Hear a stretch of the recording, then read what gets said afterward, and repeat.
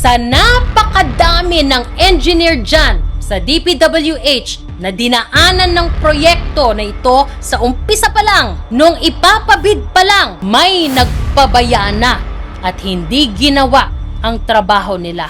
I'm sorry. This to me looks like a cover-up. Palpak yung project, may mga dapat na managot. Dito ho pa meron ng pwedeng gawing aksyon ng DPWH. Sa tinagal-tagal na ng project na yan, karamihan na na-involved dyan sa project na yan, either Retired na. Wala na pala. Sir, yung katabi niyo po mismo sa Senate Blue Ribbon Committee hearing, si Undersecretary Eugenio Pipo, this guy, he was Assistant Secretary for Operations in Luzon from September 2013 to November 2020. Ador Canlas, Assistant Secretary for Operations. Sino pa? Loretta Malaluan, yung dating Regional Director ng Region 2. Neri Bueno, naging Regional Director din. And finally, Undersecretary Maria Catalina Cabral, Assistant Secretary for Planning and PPP.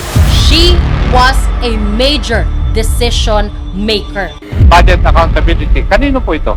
Pananaw ko po, kami po yun dahil accountable po kami sa budget. This budget was submitted to Regional Director Malaluan na finorward naman niya sa Central Office, praying na maaprubahan ni then Secretary Mark Villar. Ma'am, why were you forwarding a budget request that would cover yung pagsasaayos ng mga sira ng tulay na ginagawa pa lang at hindi pa nata-turn over sa gobyerno? Bakit ninyo inaako na bayaran ng gobyerno yan? And before we move on, I just have to say this.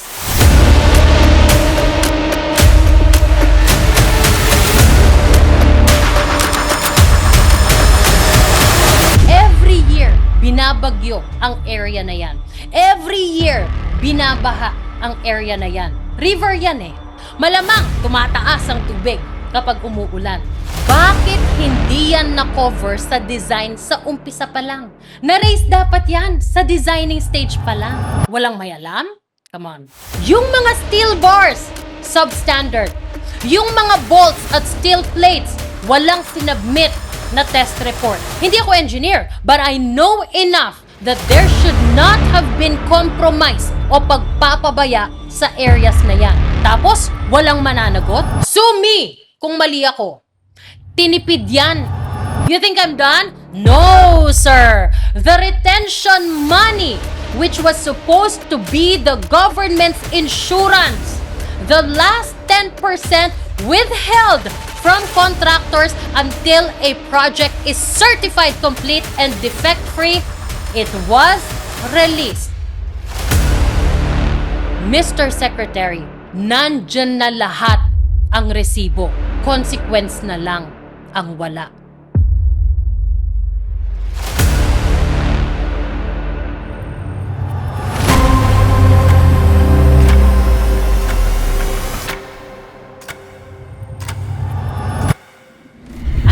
Point, nag-aalala na ang Bureau of Design sa structural integrity ng buong tulay. How do I know that? Because it recommended that the design consultant be required to analyze the effect of the displacement and cracks on the overall structural integrity of the whole bridge at ano ang magiging epekto sa structure kapag may load na at movement from the vehicles na dadaan dito. It was only at this point that a review of the original design was sought. Repair and remedial measures were put together. But at this point, cracks were showing all over and in all of the spans that stability and integrity of the whole completed structure is starting to be a concern. And this early in the construction, the word retrofitting is already being floated. November 15, 2019, the Regional Office 2 requested for a third-party review of the original design plan and specifications, assessment of the as-built condition of the bridge under Phase 1 and 2 at para maghanda ng retrofitting scheme kung kailangan. a technical service composed of the Bureau of Design, Bureau of Construction, Bureau of Research and Standards, and Bureau of Quality and Safety was directed to conduct an assessment of the subject bridge and to submit an inspection report. In the inspection report, dated January 10, 2020, the team submitted to then Undersecretary Emil Sadain. It recommended that a third-party inspector be hired to do its own investigation of the bridge and to recommend the appropriate repair or retrofit schemes as deemed necessary on the bridge structure for review of the implementing office and the Bureau of Design.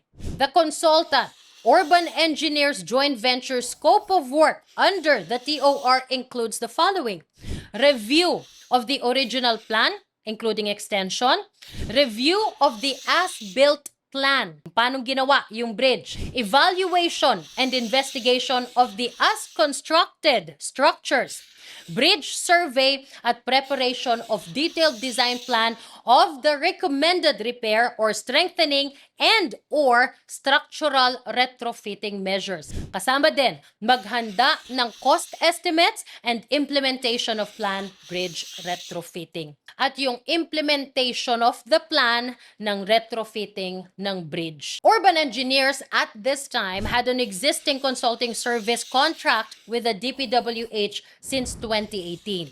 In August 1, 2020, the Project Engineer Lingan, yung unang nagsabi na may defects ang span 8 ng tulay, again requested for a thorough investigation and evaluation by the bridge designers, this time sa span 1, to formulate urgent remedial measures to be implemented to save its structures. These are newly observed defects. Now, before we continue, it is important to mention that in the middle of the construction of the Cabagan-Santa Maria Bridge, the bridge code was updated. Remember, this project started in 2014 and the following year, 2015, lumabas ang bagong bridge code. Major differences, and I will simplify it for all of you. Now, the old bridge code was written when traffic was lighter, vehicles were smaller, and earthquakes were not studied as deeply. So engineers back then made sure a bridge would not break under normal use, but they did not fully design for what happens when a big earthquake or typhoon hits. Kumbaga, just strong enough for everyday use at yung madalas na lindol at bagyo. In the new bridge code, bridges must be built not just to stand up, but to bend without breaking when disaster strikes. They are tested in design for things like multiple heavy trucks stuck in traffic, ship collisions, floods scouring the foundations, strong typhoon winds, and the ground shaking violently during an earthquake. So materials are stronger and the way they're connected is more carefully detailed. So the bridge can roll with the punches. Now, Isabela and Cagayan are both high-risk zones for both earthquakes and typhoons. So in the new code, bridges there should survive intensity 8 to intensity 9 earthquakes. It should withstand 250 km/h gusts and can carry multiple 30-plus ton trucks at once with a safety margin. That's the new code. Babalikan natin yan mamaya. Now, let me remind you, yung mga sinasuggest na gawan ng plano for repair and retrofitting at this point ay para i-address ang sira ng bridge. It was only in December 29, 2020 that in a letter to DPWH was the retrofitting para i-upgrade ang tulay to the 2015 code was first mentioned, at least in an official letter o memo. It was suggested by the design engineer. Now, here are the findings of Urban Engineers, yung third party na hinire para i-review ang original plans versus the as-built conditions ng tulay.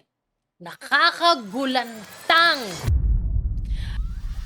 The number of bolts shown in the design plans is different from what was fabricated and installed on site. Mas kaunti ang ginamit na bolts. With fewer bolts, the connections are weaker. Pangalawa, the strut members at the top of the arches were not connected according to design. Walang embedded plates at mas konti ang bolts na ginamit. The design required steel plates to be embedded inside the concrete arch with bolts tying the struts securely into the steel inside. This way, the struts o yung short compression supports lock firmly into the arch. Without that full grip, the struts do not transfer forces properly into the arch. This weakens the stability of the arch and could cause it to distort or crack under heavy load. Number 3. The truss members forming the arch were supposed to be fully bolted so they could carry the entire compressive force of the arch. Anong ginawa?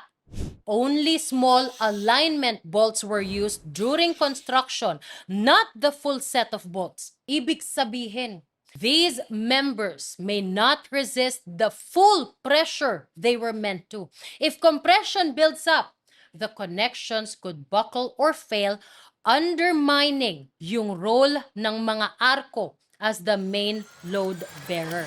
Number 4.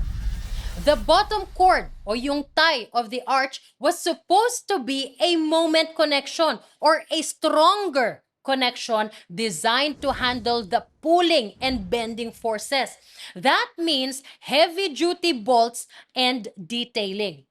The actual connection used fewer bolts and was weaker. So the bottom cord could not do its job of resisting both bending and stretching. In fact, this weakness already caused a real problem. Pier 6 shifted nung nilalagyan ng konkreto yung span 8 in the first phase. That is a sign of structural instability in action. Number 5. The stringers were connected to cross beams on site even though both the drawings and design showed them connected to the bottom cord. Mali pa ang connection. Because of this, loads are not being carried the way the engineers designed. This can cause uneven stress, sagging of the deck, and even cracking. Dahil yung main support mo, the bottom cord, is not doing the job.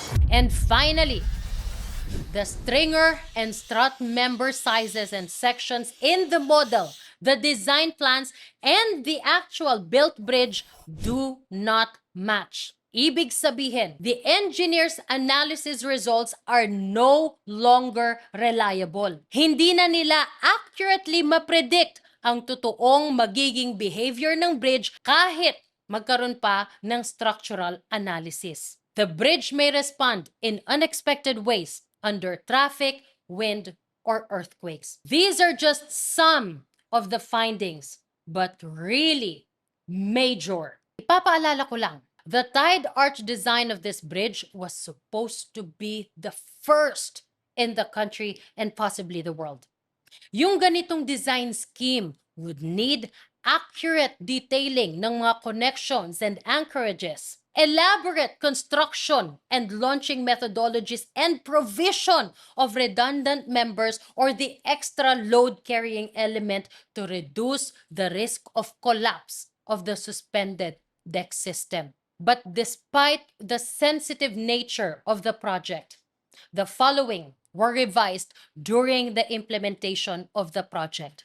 Construction methodology, naging segmental. Pati yung pagbuo ng superstructure na ginawang in-place assembly, imbis na dapat kinabit yan, nabuo na.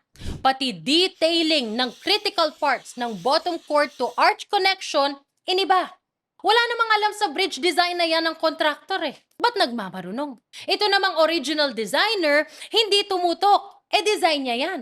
At ito namang DPWH, first in the country. Landmark dapat. Wala.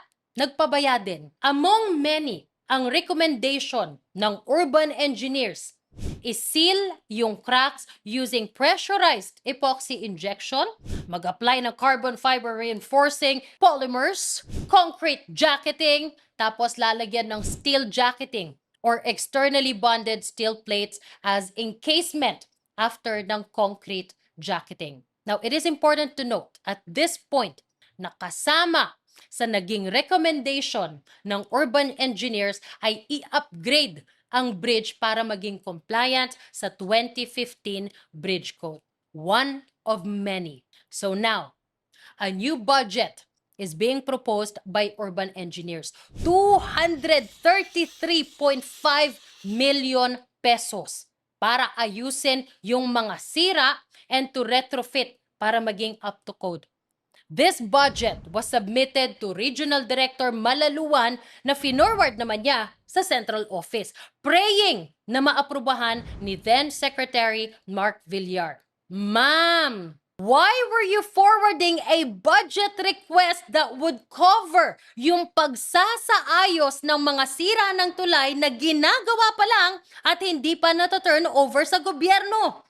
Procurement Law Section 62 requires contractors to assume responsibility for structural defects and failures due to faulty design, construction, or materials. 2016 revised IRR ng Procurement Law Section 62.2.1 Defects Liability Period. Contractor dapat ang mag-shoulder ng pagpapaayos ng mga sira within 1 year after ma-turnover ang finished product. Eh, hindi pa nga ito nata-turnover eh. Simpleng sira pa lang yan. Section 62.2.3 Warranty for permanent structures katulad ng tulay. Contractor is still liable if the bridge shows structural defects na may kinalaman sa maling design, maling pagkakagawa o substandard na material. Bakit ninyo inaako na bayaran ng gobyerno yan? Kasi sa napakadami ng engineer dyan sa DPWH na dinaanan ng proyekto na ito sa umpisa pa lang, nung ipapabid pa lang ang project by segment instead of substructure bago superstructure, may nagpabaya na at hindi ginawa ang trabaho nila. I'm sorry. This to me looks like a cover-up. Hindi na-approve ni Yusek Cabral ng planning service na may control sa budget yung proposal. Specifically because the project was covered under MICA o yung Multi-Year Contract Authority up to fiscal year 2021. At wala daw pinasang mga dokumento para i-justify yung pag-retrofit sa bagong gawang tulay pa lang. Pero huwag mo na kayong magpasalamat kay Yusek Cabral kasi maa-approve din ang budget para dyan eventually at kukulo din ang dugo ninyo. Siguro magtataka kayo niyan. Sandali. Di ba sabi mo sa umpisa, hindi yan pinasok sa multi-year budget? Sa Phase 1 at Phase 2 ng bridge para sa spans 1 to 12 at sa abutments. Eh kaso, kalagitnaan, na-realize nila na binabaha pala yung area kapag may bagyo. So nilagyan ng bridge extension. Nagkaroon ng Phase 3 worth 153.4 million pesos. And before we move on, I just have to say this. Every year, binabagyo ang area na yan. Every year, binabaha ang area na yan. River yan eh. Malamang tumataas ang tubig kapag umuulan. Bakit hindi yan na-cover sa design sa umpisa pa lang? Na-raise dapat yan sa designing stage pa lang. Walang may alam? Come on. So anyway, hindi pa na-approve ang budget para sa pag-ayos sa tulay. Sabi ng regional office sa contractor, uy, gawin nyo na agad yung pag-epoxy para ayusin ang cracks. Bago lumala, di ba? Ang sagot ng contractor, ang RDIJC, yung crack repair daw, kasama na sa final contract drawings para sa retrofitting plans na sinabmit ng urban engineers. Hintayin na lang daw ang bidding para doon so everything is done under one contract at masunod yung retrofitting master plan. In other words, pinapasalo na nila sa mananalo sa bidding yung dapat na gastusan nilang repair ng cracks. Ang kapal! Now, on December 10, 2021, sabi ulit ng project engineer na si Engineer Lingan, yung una nagsalita tungkol sa mga sira ng tulay na pagkatapos niyang mabasa yung report ng urban engineers na since isa sa mga failure ay nasa substructure, particularly sa column, he supposes that from the very beginning, the whole bridge structure is bound to fail. Masisira at masisira ang tulay. So bakit pinilit pa din pondohan ang repair at retrofitting ng tulay? Even after the Bids and Awards Committee ng Region 2 sumulat sa Legal Division regarding sa paggamit ng government fund sa pag-upgrade at retrofit ng tulay, nasa liability period pa nga. Walang sagot regarding dyan, by the way. At hulaan ninyo, sino ang nanalo sa contract para sa retrofitting ng tulay? 274.8 million sa first phase ng retrofitting. 115.8 million para sa second phase. RD Interior Junior Construction, RDIJC. Sila ulit. Palpak na nga ginawa ang tulay dahil hindi sinunod ang specifications na nasa original plan, tapos ayaw gawin yung pag-epoxy ng cracks dahil pasok naman na daw sa kontrata na ipapabid pa lang para sa retrofitting. Kaya pala, kasi sila din ang mananalo doon. And true enough, pasok sa retrofitting contract ang repair ng bridge na dapat ay shouldered ng contractor dahil nga nasa liability period pa. And so it happened.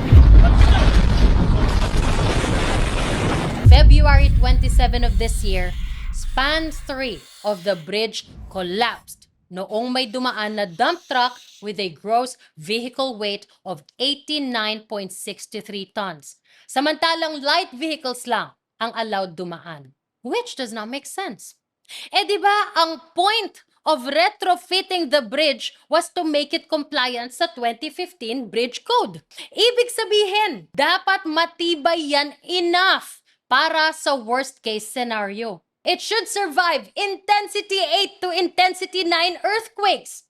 It should withstand 250 km/h typhoon gusts and can carry multiple 30-plus ton trucks at once with safety margin. Bakit bumagsak pa din?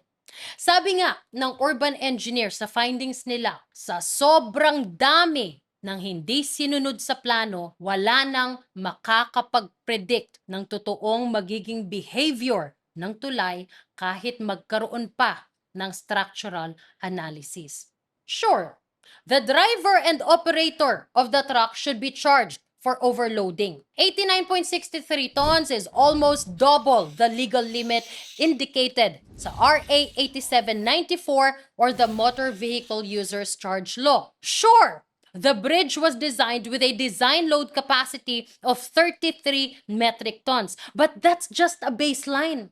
The engineers involved in this project, particularly sa retrofitting, I assume, accounted for multiple trucks on the span at the same time, stationary loading, o kung nakahinto sila at the same time. Halimbawa, may naaksidente, walang makausad, at dynamic effects tulad ng braking, vibration, at impact. Ibig sabihin, bridges are built with safety factors. May reserve strength beyond the 33 tons na baseline. Ibig sabihin, a bridge designed for 33 tons should not collapse immediately kapag nadaanan ng mas mabigat na truck. It is expected to resist loads above that value, at least up to the legal load limit na 45 tons para sa mga truck and some beyond. The truck was overloaded, yes, but in engineering, collapse is not the expected outcome of overloading. Ang consequences dapat niyan, more stress on the bridge,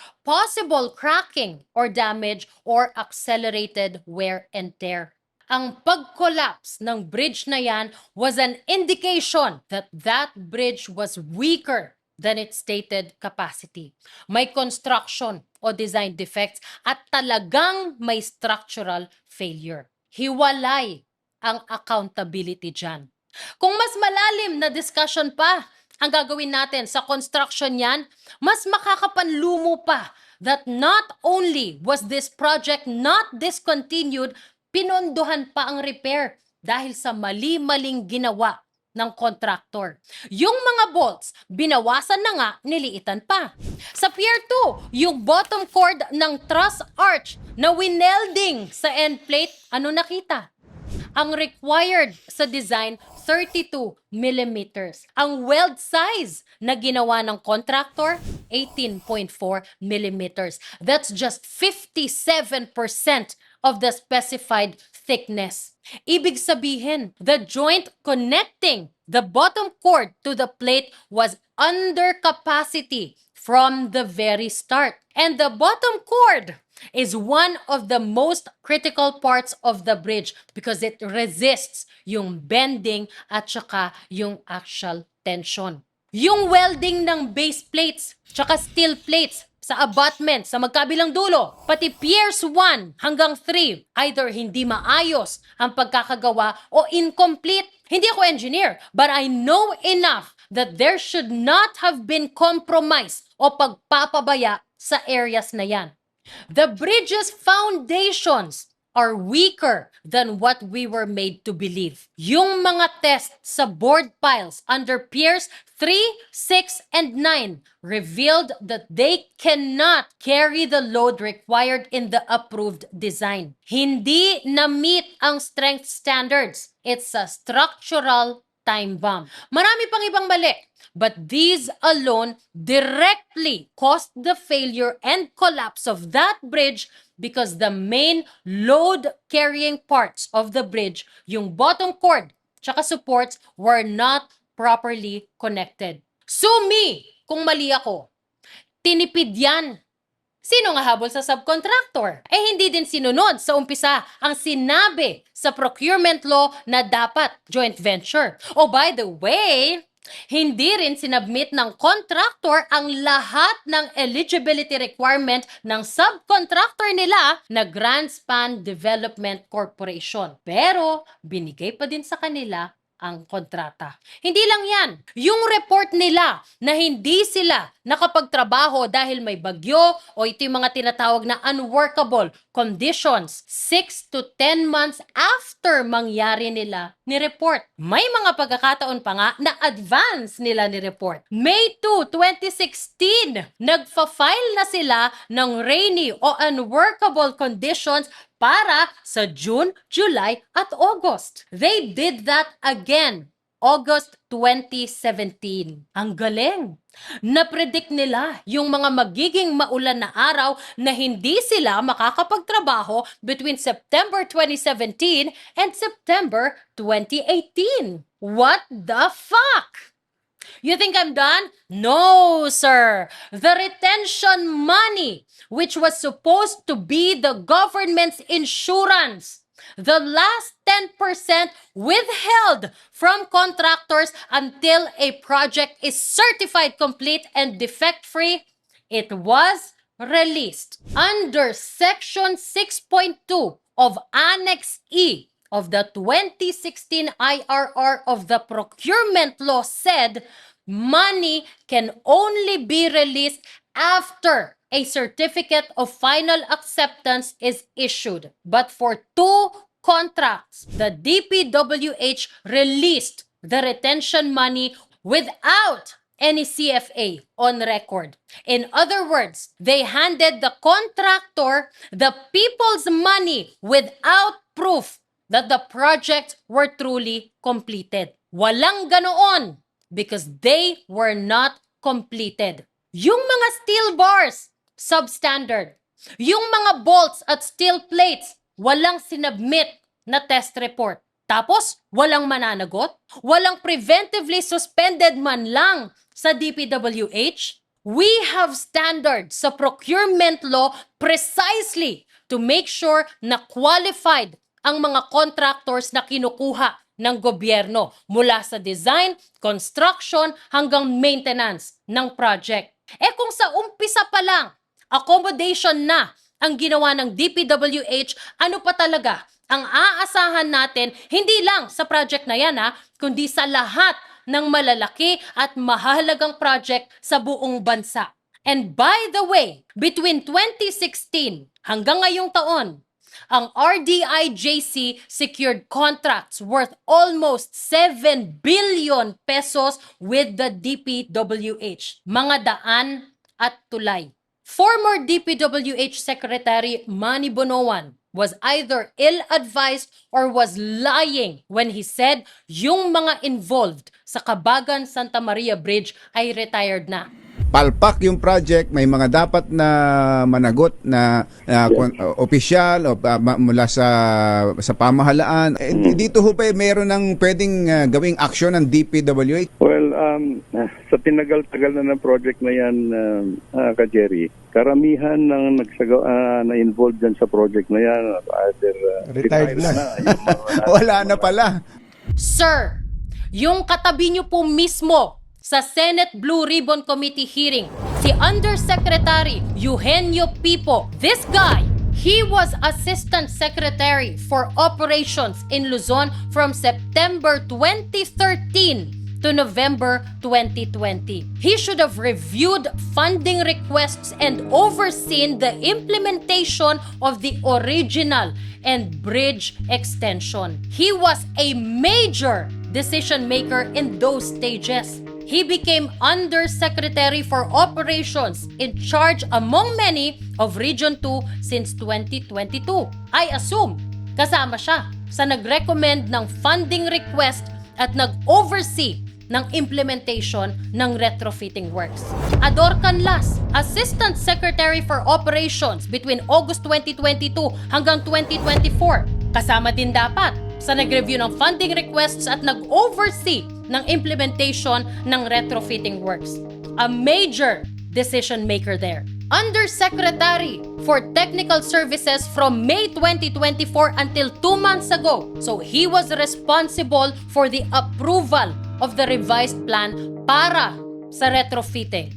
Sino pa? Loretta Malaluan, yung dating regional director ng Region 2. Very much involved in the construction of that bridge during critical stages. Assistant Secretary na ngayon for Operations sa Luzon. Neri Bueno, naging regional director din like Malaluan. Actually, nauna kay Malaluan, nag-submit ng funding request at nag-implement ng Phase 1 ng bridge. Now, Assistant Secretary for Regional Operations for Visayas and Mindanao. And finally, Undersecretary Maria Catalina Cabral, Assistant Secretary for Planning and PPP from 2011 to 2014. She reviewed funding requests for the implementation of the critical first phase ng tulay. She had been Undersecretary in charge of Planning Service and PPP mula 2014. Ibig sabihin, she reviewed, processed, and recommended funding requests para sa implementation ng original bridge, bridge extension, at retrofitting works. She was a major decision maker. Budget accountability. Kanino po ito? Pananaw ko po, kami po yun dahil accountable po kami sa budget. Ngayon, ang tanong ko po, mangyayari po ba yung katanungan kanina ng aming chairman sa mga contractors? Magkakaroon ba ng ghost project? Magkakaroon ba ng substandard projects na hindi alam ng DPWH? Your Honor, dapat po alam ng implementing office. Dapat alam ng DPWH. So in other words, kung may maaring mangyaring katarantaduhan sa DPWH infra project, kayo po dapat ang makakalam. Di po ba? Tama po, Your Honor. Yes. Why? Ang DPWH po ang implementing agency. Tapos, sinabi niya sa Blue Ribbon Committee hearing, wala siyang alam sa sira nung inapprove niya ang retrofitting budget. Samantalang, sa memo in March 2021, she cited the report of the urban engineers, which specifically was about the defects of the bridge. So why did she say sa hearing na hindi niya alam? All of these people nananatili sa DPWH. None of them were preventively suspended in relation to the investigation ng Kabagan Santa Maria Bridge collapse. Akala ko ba, retired na yung mga involved dyan? Right now, no one was preventively suspended. Karamihan ng na-involved dyan sa project na yan, Retired na. Itong mga to, hindi. Ang bilis magsisipagsinungaling sa mga hearing. The Bureau of Design is involved. Yes, Your Honor. Bridget. Dito lang sa Phase 3. So sa Phase 1, hindi involved ang Hindi Bureau of involved, Design. hindi So po. Phase 2, hindi rin. is this bridge more than 75? Yes, Your Honor. Oh, so bakit hindi involved ang Bureau of Design sa Phase 1? Hindi involved siya. You said kanina Phase 3 na. So sa Phase 1, hindi involved ang Hindi Bureau of involved, Design. hindi So po. Phase 2, hindi rin. Bridget. Dito lang sa Phase 3. parang hindi kayo seryoso sa investigation na to. Gago, di ba? There was clear malfeasance by DPWH people in this project. Very clear. There was gross neglect. There was deliberate cover-up. And now, we have a new secretary, Mr. Vince Dizon. Mr. Secretary, I don't know if you remember, but we worked together in 2013. And as a former colleague, let me tell you this. The DPWH can keep changing its roof or its doors and windows, but it remains a house falling apart. The Kabagan Santa Maria Bridge should have been terminated a long time ago. And after having read the reports, it was clear to me that nothing could have saved it from collapsing because it started wrong. The DPWH is a house rotting from the inside because the rats and termites are in the walls. Mr. Secretary, it is just right that in your want to clean this house, you wanted to start right by starting from there. Pero wag po ninyong tatapusin dyan. Kailangan managot ang dapat managot. Kailangang maparusahan ang mga nagpabaya. Dahil kung nangyari yan sa Kabagan Santa Maria Bridge, nangyari yan sa ibang proyekto. The collapse of the Kabagan Santa Maria Bridge was not an accident. That was authorized by everyone who failed to do their job. Mr. Secretary, nandyan na lahat ang resibo. Consequence na lang ang wala. Lahat na pinrotektahan sa project na ito, maliban sa Pilipino at sa kaban ng bayan. DPWH, what the fuck? This is CJ Hirro, and we are proudly PGMN. Hi everyone! We are not a corporate-backed media giant with deep pockets and hundreds of staff. We are a lean, scrappy startup, independent, privately funded, and powered by passion. This community means everything to us, and we are grateful you're here helping it grow. Now, we are taking it a step further. We've got birds! Let us all wear our message literally on our sleeves. Let's keep building. Let's keep fighting. Let's keep growing strong because we are proudly PGMN.